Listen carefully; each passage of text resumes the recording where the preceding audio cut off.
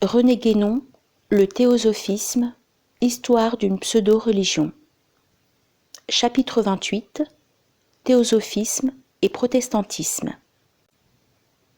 Il nous paraît hors de doute que certaines des tendances qui s'affirment dans la propagande théosophiste, surtout celles que nous avons qualifiées de moralistes, portent la marque de l'esprit protestant, et plus spécialement de l'esprit du protestantisme anglo-saxon. Nous ne voulons pas dire, certes, que ces tendances soient le monopole exclusif du protestantisme, mais c'est là qu'elles sont prépondérantes, et c'est de là qu'elles se sont répandues plus ou moins largement dans le monde moderne. Du reste, nous trouvons encore une analogie entre le théosophisme et les courants actuels du protestantisme, surtout le protestantisme libéral, qui en est la forme extrême et d'ailleurs l'aboutissement logique.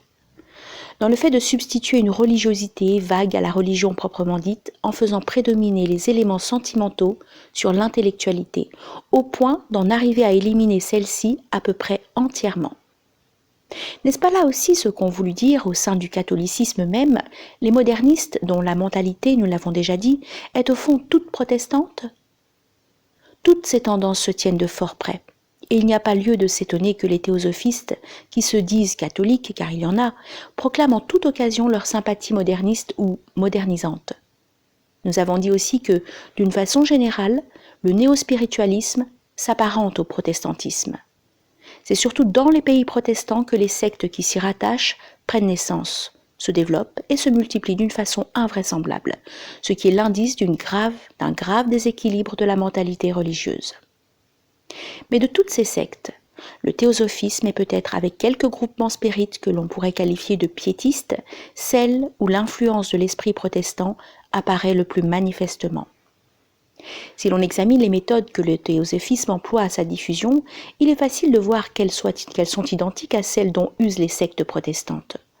De part et d'autre, c'est le même acharnement à la propagande, et c'est aussi la même souplesse insinuante pour atteindre les divers milieux que vise cette propagande, en créant toutes sortes d'associations, plus ou moins indépendantes en apparence, mais toutes destinées à concourir à la même œuvre. Faut-il rappeler ici, par exemple, l'action protestante qui s'exerce en tout pays au moyen de ces unions chrétiennes de jeunes gens, YMCA, et de leurs filiales, où tous sont admis sans distinction de confession religieuse, afin de faire aussi large que possible le champ d'un prosélytisme qui, pour être déguisé, n'en est pas moins ardent ? Et ce n'est pas tout. Des associations comme celle-là, tout en se défendant d'être confessionnelles, avouent cependant encore l'inspiration protestante qui les dirige. Mais à côté d'elles, il en est d'autres qui affichent une neutralité absolue et qui ne leur en sont pas moins étroitement attachés, qui ont parfois à leur tête une partie de même personnel, ou qui en tout cas comptent une majorité protestante parmi leurs dirigeants. Telles sont les associations neutres de Boy Scouts, à côté des associations ouvertement protestantes. La même chose a lieu pour les ligues anti-alcooliques et les diverses sociétés secrètes ou demi-secrètes dont nous avons parlé au chapitre précédent, tout en étant neutres pour la plupart, n'en ont pas moins une origine essentiellement protestante. Or, ce sont bien les mêmes caractères que l'on retrouve dans les multiples organisations auxiliaires qu'ont instituées les théosophistes. Que ces organisations aient un but de propagande théosophiste avoué, qu'elles se proclament indépendantes et ouvertes à tous, tout en reconnaissant leur origine, ou même qu'elles dissimulent celle-ci plus ou moins soigneusement, toutes sont soumises en fait à une direction unique, toutes sont consacrées au service du théosophisme, directement ou indirectement, et parfois à l'insu d'une grande partie de leurs membres, parfaitement inconscients du rôle qu'on leur fait jouer. Cette identité de tendance et de méthode peut s'expliquer d'une façon assez naturelle, par les origines protestantes des chefs du théosophisme et de la majorité de ses adhérents. Il y a même parmi eux bon nombre d'anciens clergimènes qui, s'ils ont abandonné leur ministère, n'ont point pour cela changé leur mentalité et qui la gardent intacte jusque sous le masque vieux catholique qu'ils ont pris en dernier lieu. Mais faut-il s'en tenir là ? Et doit-on croire que l'esprit de concurrence religieuse oppose le théosophisme au protestantisme proprement dit, comme il l'oppose, quoi qu'on en dise, au catholicisme ? Le cas n'est pas du tout le même, car il faut tenir compte de la multiplicité indéfinie des sectes, qui est essentiellement inhérente au protestantisme, comme conséquence de son affirmation du libre examen, c'est-à-dire en somme, de son absence de principe et d'autorité traditionnelle. Or, les sectes protestantes sont bien aussi en concurrence entre elles, ce qui ne les empêche pas d'être unies par des liens très réels, car elles ne sont que des expressions diverses d'une même mentalité générale. Et ici, la rivalité n'implique pas nécessairement une hostilité foncière, parce qu'il n'y a rien qui soit comparable à l'unité catholique.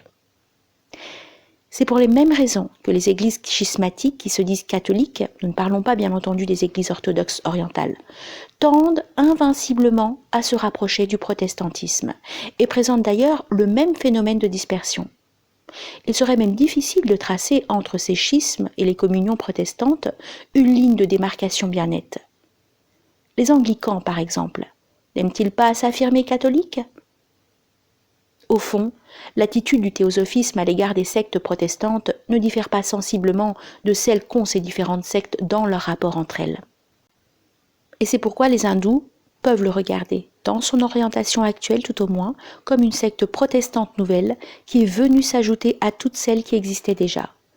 Une de plus ou de moins dans une telle multitude, cela ne peut avoir qu'une assez médiocre importance. Du reste, nous avons connu des gens qui étaient passés successivement par diverses sectes protestantes et qui étaient venus de là au théosophisme ou inversement. Ces gens sont de ceux dont un théosophiste belge démissionnaire a pu dire très justement qu'ils donnent à certains groupes un air d'armée du salut. Et l'on a exactement la même impression en lisant certains passages des publications théosophistes dont le ton est tout à fait semblable à celui des prêches protestants. De tels rapprochements ne sauraient être accidentels. Nous ne voulons pas dire, bien entendu, que le théosophisme procède de telle ou telle branche définie du protestantisme, mais quand nous parlons du protestantisme en général, comme nous le faisons ici, il faut surtout entendre par là un certain état d'esprit, une certaine mentalité spéciale. C'est cet état d'esprit et cette mentalité qui trahissent précisément toutes les analogies que nous avons relevées. Ils sont bien ceux des théosophistes, comme ils sont à des degrés divers, ceux de beaucoup d'autres néo-spiritualistes. Comme ils sont aussi, nous le répétons, ceux des modernistes et des immanentistes, soi-disant catholiques. Et encore, dans le domaine philosophique, ceux des pragmatismes et des intuitionnistes contemporains.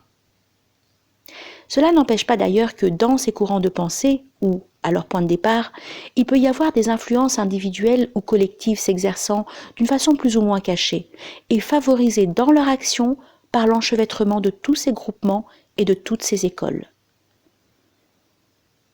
Les divergences, si elles ne sont pas toutes superficielles, sont en tout cas beaucoup moins fondamentales que les tendances communes. Et l'on peut dire que tout se passe comme si l'on était en présence d'une multitude d'efforts tendant chacun dans son domaine, et selon ses moyens propres, à la réalisation d'un plan unique. À propos des rapports du théosophisme avec le protestantisme, une question se pose encore. Si l'on estime que le théosophisme est antichrétien, en principe, et qu'il le demeure toujours malgré les actuelles apparences néo-chrétiennes, faudrait-il donc en conclure que le protestantisme, lorsque ces tendances sont poussées à l'extrême, doit logiquement aboutir à l'antichristianisme ? Si paradoxal qu'une telle conclusion paraisse peut-être au premier abord, et surtout quand on se souvient que beaucoup de sectes protestantes aiment à se dire chrétiennes, sans épithète ou encore évangéliques, il y a pourtant des faits qui sont tout au moins susceptibles de lui donner quelque vraisemblance. Tel est surtout le cas du protestantisme libéral, qui n'admet même plus la divinité du Christ, ou qui ne l'admet que comme une façon de parler, et qui n'est plus au fond qu'un simple moralisme déguisé en pseudo-religion. Et cette dégénérescence est plus logique à notre avis que le moyen terme auquel s'arrête le protestantisme qui se qualifie d'orthodoxe, comme s'il pouvait y avoir une orthodoxie là où nulle règle ne peut intervenir efficacement pour limiter l'arbitraire des interprétations individuelles. D'un autre côté, il faut encore noter que les idées messianiques et millénaristes prennent actuellement une singulière extension dans certaines sectes protestantes. Telle est par exemple celle des adventistes, qui annoncent pour une date un peu éloignée, la fin du monde et le retour du Christ glorieux. En outre, aujourd'hui plus que jamais, les prophètes et les messies prétendus pullulent étrangement dans tous les milieux où l'on s'occupe d'occultisme. Nous en avons connu un certain nombre en dehors d'Alcyone et du théosophisme, et on en annonce encore d'autres. L'idée d'une prochaine réincarnation du Christ se répand maintenant dans les cercles spirites. Faut-il voir là un signe des temps ? Quoi qu'il en soit, et sans prétendre risquer la moindre prédiction, il est bien difficile en présence de toutes ces choses de s'empêcher de penser à ces paroles de l'Évangile, de point ouvrez les guillemets, il s'élèvera de faux Christ et de faux prophètes, qui feront de grands prodiges et des choses étonnantes, jusqu'à séduire, s'il était possible, les élus eux-mêmes. Fin de citation. Assurément, nous n'en sommes pas encore là. Les faux messies que nous avons vus jusqu'ici n'ont fait que des prodiges d'une qualité fort inférieure, et ceux qui les ont suivis n'étaient probablement pas bien difficiles à séduire. Mais qui sait ce que nous réserve l'avenir ? Si l'on réfléchit que ces faux messies n'ont jamais été que des instruments plus ou moins inconscients entre les mains de ceux qui les ont suscités, et si l'on se reporte en particulier à la série de tentatives faites successivement par les théosophistes, on est amené à penser que ce ne sont là que des essais, des expériences en quelque sorte, qui se renouvelleront sous des formes diverses jusqu'à ce que la réussite soit obtenue, et qui, en attendant, ont toujours pour résultat de jeter un certain trouble dans les esprits. Nous ne croyons pas d'ailleurs que les théosophistes, non plus que les occultistes et les spirites, soient de force à réussir pleinement par eux-mêmes une telle entreprise. Mais n'y aurait-il pas, derrière tous ces mouvements, quelque chose d'autrement redoutable que leurs chefs mêmes ne connaissent peut-être pas, et dont ils ne sont pourtant à leur tour que de simples instruments ? Nous nous contenterons de poser cette dernière question sans chercher à la résoudre ici. Il faudrait pour cela faire intervenir des considérations extrêmement complexes et qui nous entraîneraient bien au-delà des limites que nous en sommes fixées par la présente étude.